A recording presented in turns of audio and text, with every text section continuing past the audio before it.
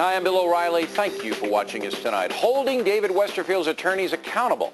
That is the subject of this evening's Talking Points memo. If you missed last night's shootout over the behavior of Stephen Feldman and Robert Boyce, lawyers for Westerfield, it is posted on our website and is worth watching.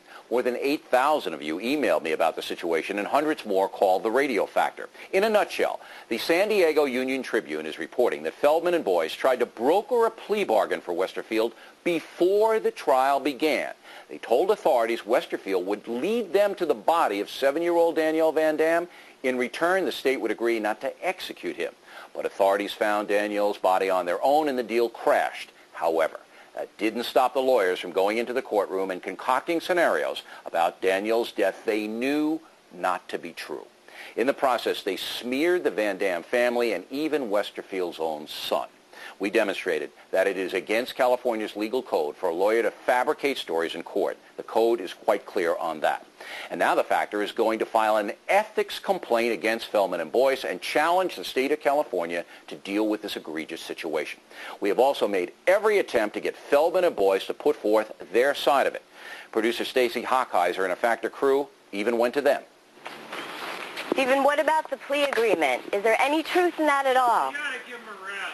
Can we just ask you one question about this plea agreement? I mean, can you imagine Walter Cronkite We're going to people's houses and photographing them in their underwear? We're just trying to find out if there's truth in this plea agreement.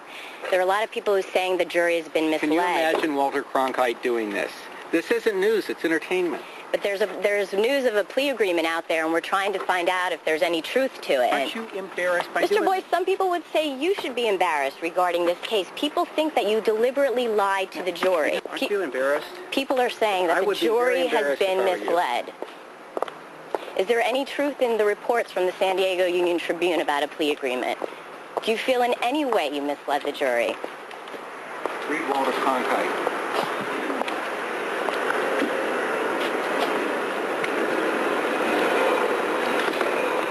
So there you go. Obviously, those guys don't want to answer any questions. They haven't talked to any media.